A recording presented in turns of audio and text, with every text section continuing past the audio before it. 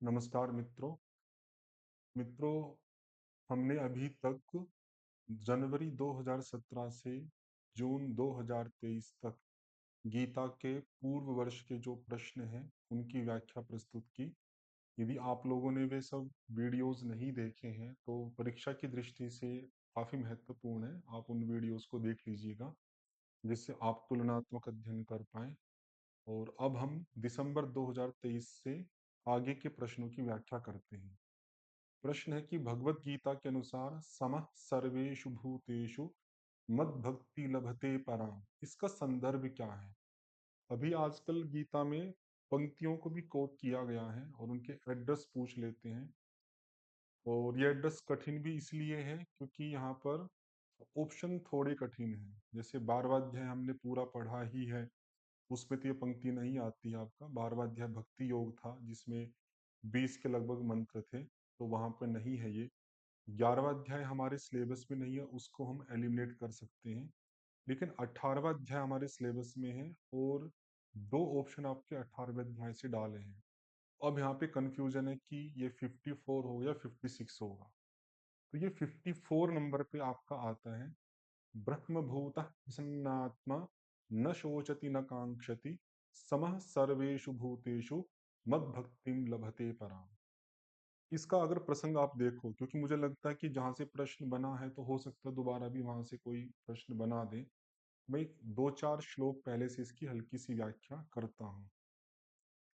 यहाँ से एक प्रकरण स्टार्ट होता, सिद्धिं प्राप्तो यथा ब्रह्म तथाप्नोति निबोध में समासेनैव तु कौन्तेय निष्ठा ज्ञानस्य या परा। तो या ज्ञानस्य परा निष्ठा, जो ज्ञान की पराकाष्ठा है, जिसको प्राप्त करके सिद्धिम ब्रह्म प्राप्त, मतलब ब्रह्म की सिद्धि को प्राप्त कर लेता है, उस निष्ठा के बारे में समासेन संक्षिप्त रूप से मैं बता रहा हूँ। ये उतना खास नहीं है।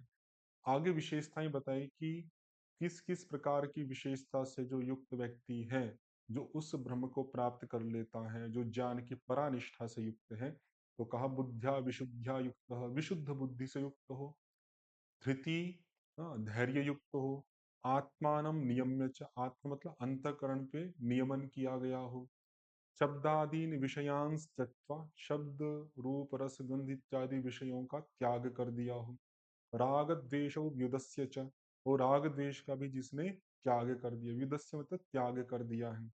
विविक्त सेवी, विविक्त बोलते हैं एकांत स्थान में या निर्जन स्थान में जो रहता है। लघ्वाशी, आशी मतलब खाना, जो कम खाना खाता है, मिताहारी है।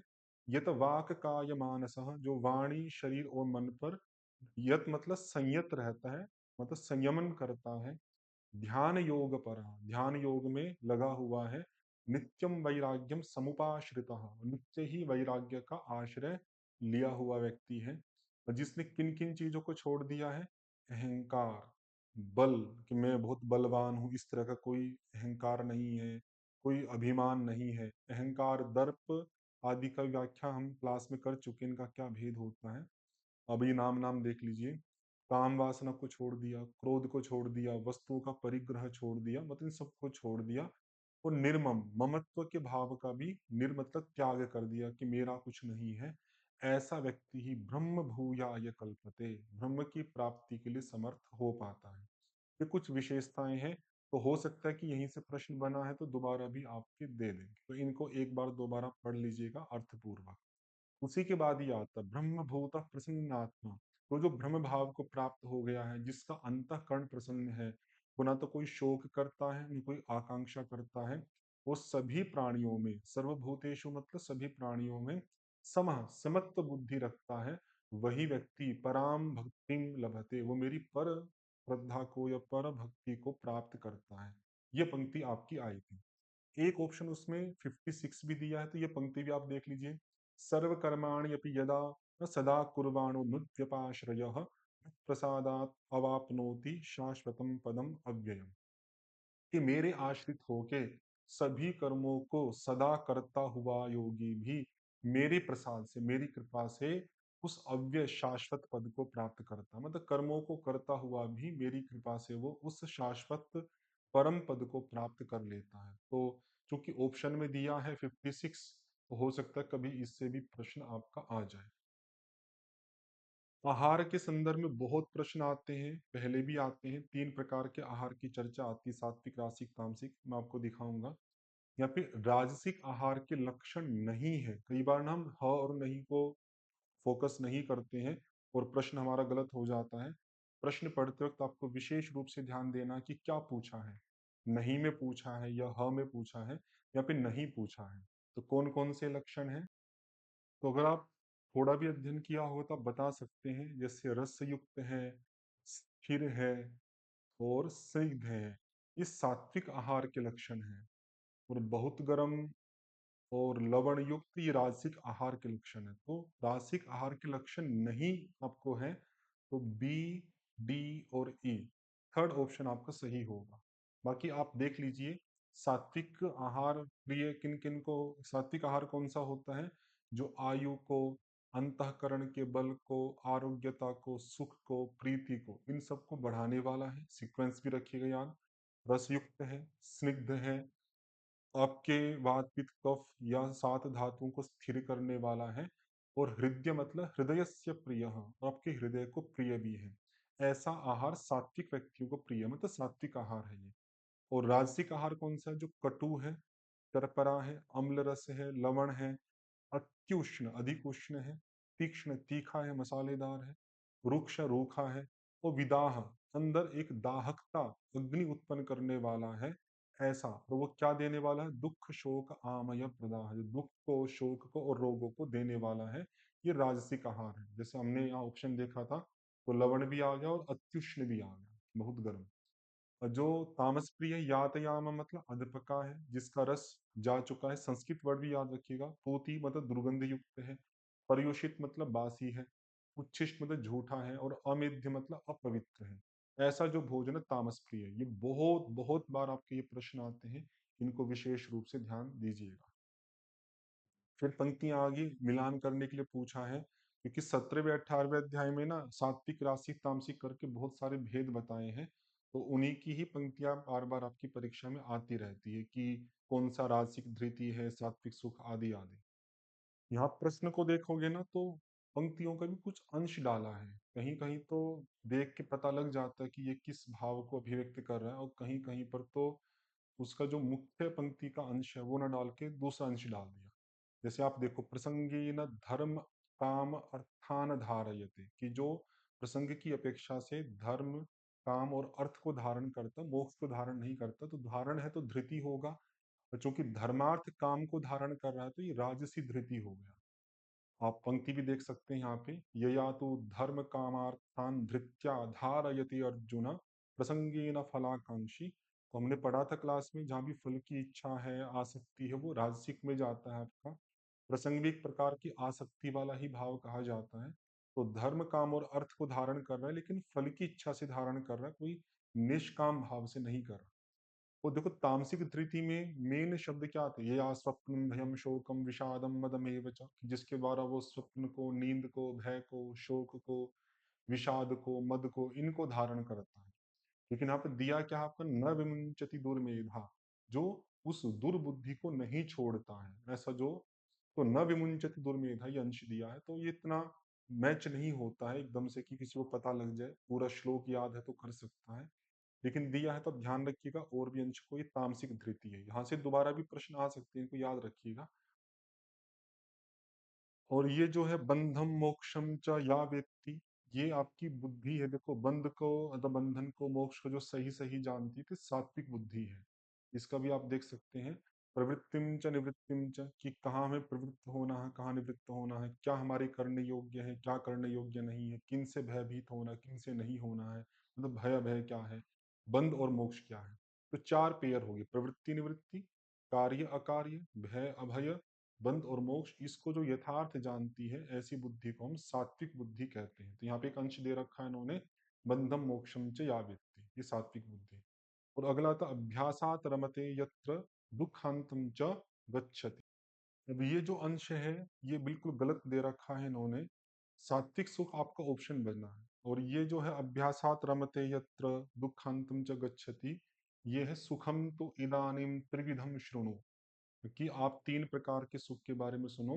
अभ्यासात रमते यत्र दुखांत, कि जहां पर व्यक्ति अभ्यास पूर्वक रमण करता है और दुखों का अंत हो जाता है। तो सात्विक सुख की जो परिभाषा वो यहाँ से प्रारंभ होती है, यत तद अग्रे विषम इव, और कई बार आपकी परीक्षा में आया भी है, परिणामे अमृतोपमम। लेकिन उन्होंने यहाँ से ना देख के ये एक अंश जो सिंपल सुख को डिफाइन कर रहा था, उसके बारे में लिखा था, वही इन्होंने डाल दी।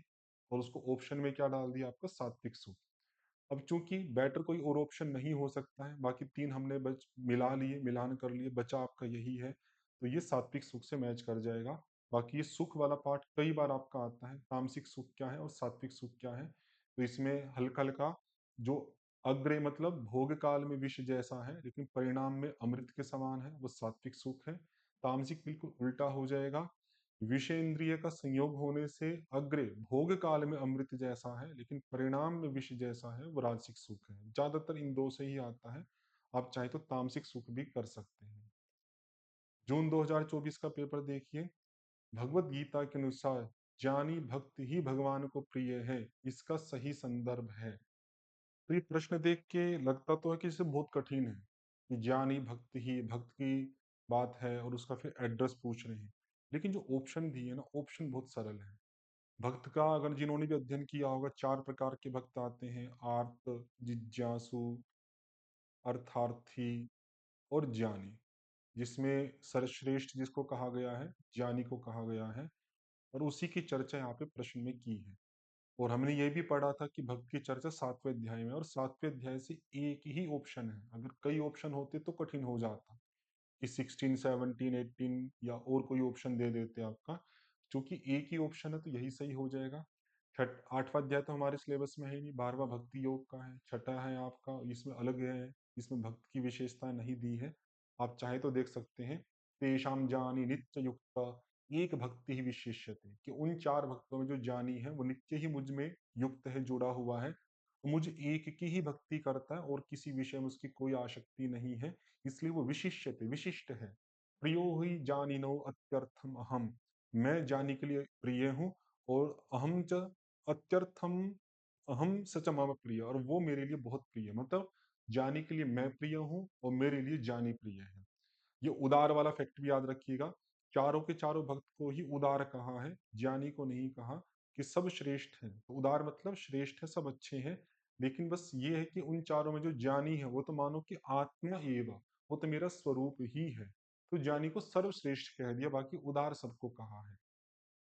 गीता के अध्याय के अनुसार विषय का सही क्रम है। गीता के अध्यायों में हर अध्याय में अलग अलग विषय है, तो उनका क्रम इन्होंने पूछा है।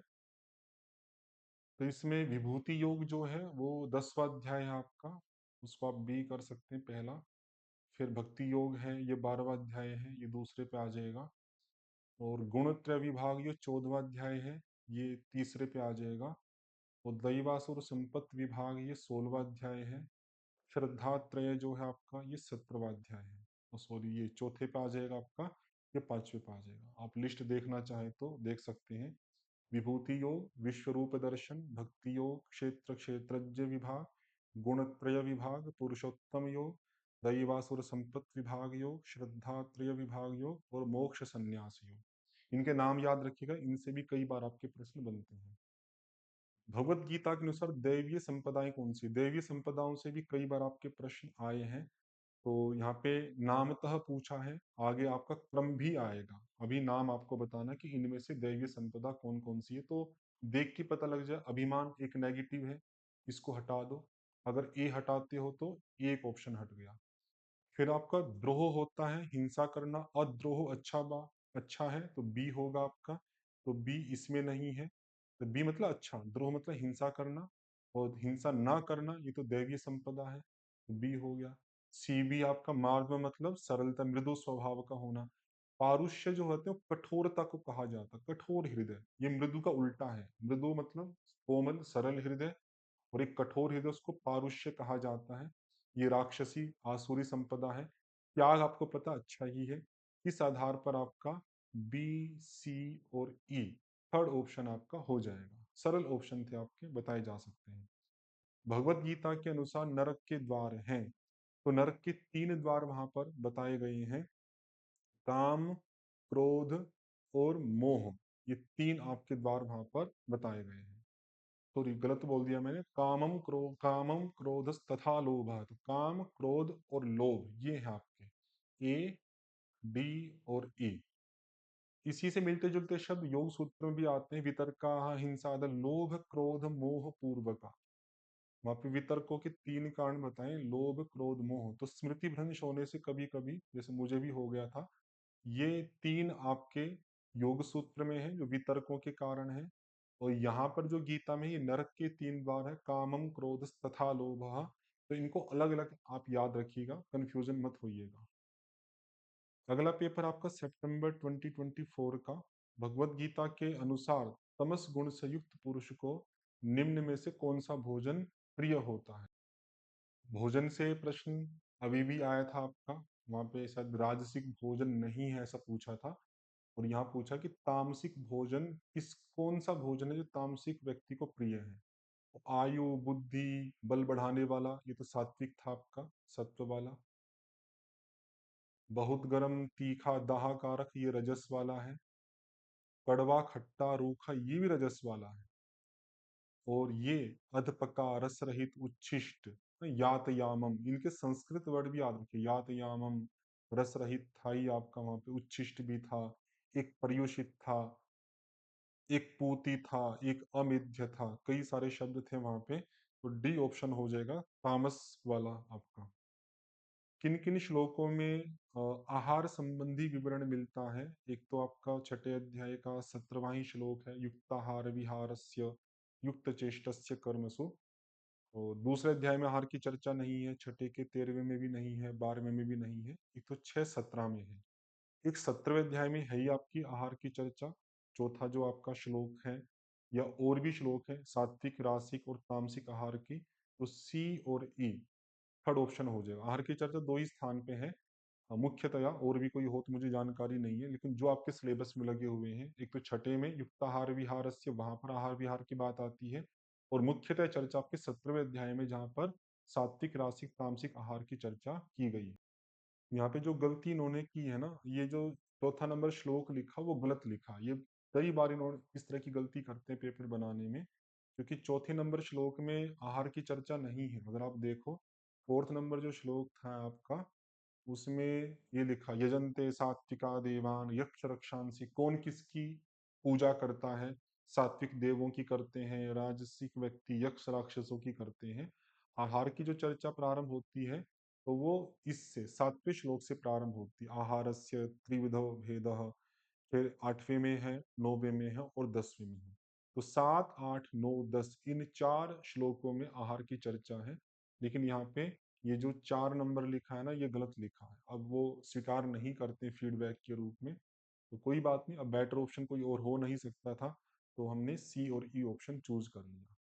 प्रणिपात, परिप्रश्न तथा सेवा की सहायता से शिष्य द्वारा गुरु से तत्व ज्ञान प्राप्त करने का उल्लेख कहाँ मिलता है? तो ये 9वें अध्याय में सिलेबस में ही डाल रखा आपका। वहाँ पे टीचिंग ऑफ योगा करके आपका एक यूनिट है 9th वाली, तो वहाँ 9th में भी डाल सकते हैं। और ये मैंने यहाँ पर गीता का होने के कारण से गीता वाले उसमें मैंने डाल दिया है। तो चौथे अध्याय का 34वां आपका ये श्लोक है, प्रणिपातेन परिप्रश्नेन सेवया।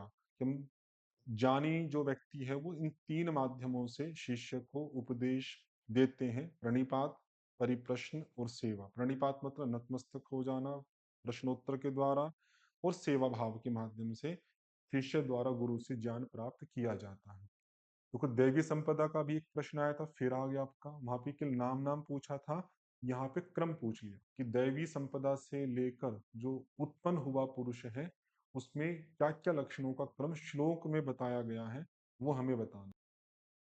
तो यहाँ पे आप श्लोक देखो, ये कई सारे श्लोक हैं, जहाँ पे आप सबको याद रखिएगा। अभयम, सत्व, संशुद्धि आदि, जहाँ पर सात्विक विशेषताएं बताई गई है योगी की। ज्ञान योग व्यवस्थिति, दानम दमश्च यज्ञश्च स्वाध्याय तप आर्जवम, क्लास में हमने सब याद किए थे। अहिंसा, सत्य, अक्रोध, त्याग, शांति, अपैशुन, हाँ, भूतों पे दया, अलोलुपता, मार्दवम, ह्रीमत, लज्जा और अचंचलता, अचापलम। हमारा क्वेश्चन यहाँ से बना, तेजः क्षमा, धृति, शौच और द्रोह, इनको इन्होंने दिया है। तो तेजः हो गया आपका पहले पे, तेजः। फिर क्षमा, फिर क्षमा के बाद धृति और शौच। ये धृति हो गया आपका, फिर शौच हो गया, फिर आपका अद्रोह हो गया। इस आधार पे आपका क्रम बनेगा। आगे भी प्रश्न आ सकते हैं, तो आप याद रखिएगा। नरक के 3 बार अभी नामतः पूछे थे, अब एड्रेस पूछ लिया। देखो, वही मैं कह रहा हूं, बार-बार प्रश्न एक ही स्थान से बनने की संभावना ज़्यादा रहती है। तो त्रिविधम नरकस्येदं द्वारं नाशनमात्मनः कामः क्रोधस्तथा लोभः तस्मादेतत् त्रयं त्यजेत्। कि 3 नरक के द्वार हैं जो हमारी आत्मा का नाश करने वाले हैं। वे कौन-कौन से? काम, क्रोध और लोभ। इसलिए इन तीनों का त्याग करना चाहिए। तो इन्होंने पूछा है कि ये जो श्लोक है आपका, ये किस अध्याय में आपका आता है? तो यदि आप एलिमिनेशन करो, छठे अध्याय में तो 3 की बात नहीं है, आपको ध्यान ही होगा। 18वें अध्याय में भी नहीं है, क्योंकि वहाँ सात्विक, रासिक, तामसिक करके ही ज़्यादातर व्याख्या मिलती है। 7वें अध्याय में भी नहीं है, वहाँ पे तो 4 प्रकार की भक्ति की चर्चा है।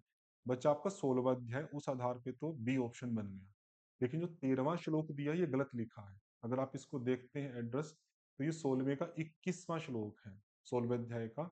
त्रिविधम नरकस्येदं द्वारम करके 1621। लेकिन यहाँ पे गलत लिखा। पहले भी एक क्वेश्चन हमने देखा था जहाँ पे एड्रेस उन्होंने गलत लिख दिया था, वैसे यहाँ भी गलत लिखा है। अब आपका लेटेस्ट पेपर जो अभी हुआ था दिसंबर 2024 का, इसमें भी कई प्रश्न हैं आपके जो गीता के आए हैं। आहार का फिर प्रश्न है। भगवत गीता के अनुसार रसयुक्त, स्निग्ध, स्थिर किस प्रकार के आहार की विशेषताएं हैं? कई बार हमने पढ़ लिया, आपको पता है, केवल सात्विक आहार, फर्स्ट ऑप्शन। रासिक नहीं है, तामसिक नहीं है, या सात्विक प्लस रासिक नहीं है। ये रस्य, स्निग्ध, स्थिर आदि ये सारी विशेषताएं केवल और केवल सात्विक आहार की है। फर्स्ट ऑप्शन हो जाए। यहाँ भी पंक्तियां आ गई, उनका मिलान करने आए, गुणेभ्यश्च परम वेत्ति आदि करके, कि कौन किसके साथ आपका मैच होगा। आप एक एक करके देखो। गुणेभ्यश्च परम वेत्ति, ये 14वें अध्याय से ही सारे के सारे। मद भावम सो अधिगच्छति, जैसे ये श्लोक देखो। न अन्य अन्यम गुणेभ्य कर्तारम यदा दृष्टानुपश्यति गुणेभ्यश्च परम वेत्ति मद भावम सो अधिगच्छति। कि जो गुण से, क्योंकि ऊपर गुण की चर्चा आती है कि 3 प्रकार के गुण है, सत्व, रजस, तमस आदि। तो यहाँ पे कहा कि जो गुणों से अलग किसी और को करता नहीं देखता है, वो गुण से परे मुझ परमात्मा को जान के मेरे ही भाव को प्राप्त हो जाता है। यहाँ पे एक अंश ये दे दिया, एक मिलान के लिए ये दे दिया। एक तो अंश ये हुआ। ऊपर फिर आगे कहा उन्होंने, मध्य तिष्ठन्ति वाला है, एक जघन्य गुण वृत्ति वाला है। देखो, जघन्य गुण वृत्ति वाला ये दे दिया। अधो गच्छन्ति तामसा, एक अंश यहाँ दिया, एक अंश यहाँ दिया। तो जघन्य गुण वृत्ति का ये था आपका, और अधो गच्छन्ति तामसा ये हो जाएगा। और मध्य वाला है आपका, वो तमस का होता है। मध्य तिष्ठन्ति राजसाह। तो देखो, मध्य वाला तिष्ठन्ति हो गया, ये राजस के साथ जुड़ जाएगा। और कर्मण सुकृतस्य आहुः सात्विकम निर्मलम फलम, ये शुरुआत में ही कहा है। तो ये छोटे छोटे अंश लेके उनको मैच करने के लिए कहा है। तो ये पंक्तियां अगर भावतः भी आपको याद होती तो आप आराम से मैच कर सकते थे कि अधोगच्छन्ति, ये तो तमस का होगा। तमस का हमने एक विशेषता पढ़ी थी, वो जघन्य गुण वृत्ति वाला होता है। मध्य लोक को रजस, ये मैच होता है। और सी का देखो दो, एक भी ऑप्शन आपको पता लग जाता, उसी से आप आंसर ठीक कर सकते थे। तो कभी भी क्वेश्चंस को देख के घबराना नहीं चाहिए, आप शांति से आप उसको देखो। कई बार क्वेश्चन कठिन होने पर ऑप्शन बहुत सरल होते हैं। एक भी ऑप्शन अगर आपका माइंड क्लिक कर जाता है, तो पूरा आंसर आपका ठीक हो जाता है, और डरने से सारे गलत हो जाते हैं।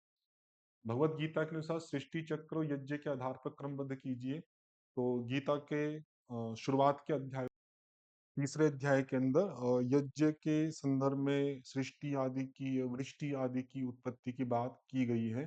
तो उसका ही क्रम यहाँ पर दिया गया है कि किससे क्या क्या उत्पन्न होगा आपका। उसका अगर आप यहाँ पे देखो मूल श्लोक, तो अन्नाद भवति भूतानि, कि जो प्राणी की उत्पत्ति होती है वो अन्न से होती है। वर्षा से अन्न की उत्पत्ति होती है। यज्ञ से वर्षा की उत्पत्ति होती है। यज्ञ जो है वो वैदिक कर्म से उत्पन्न होता है, कर्म समुद्भव। और जो वैदिक कर्म है वो ब्रह्म, ब्रह्म का अर्थ यहाँ पे वेद है। तो लेकिन दोनों वर्ड याद रखिए, ब्रह्म से उत्पन्न होता है। और जो वेद है वो अक्षर समुद्भव, या अक्षर का अर्थ ईश्वर या परमात्मा है। इस तरह से यहाँ पे क्रम दिया है। तो देखो, सर्वाणी भूतानि, आप इधर देखेंगे तो संपूर्ण जो प्राणी है वे किससे उत्पन्न होते हैं? आपके अन्न से उत्पन्न होते हैं।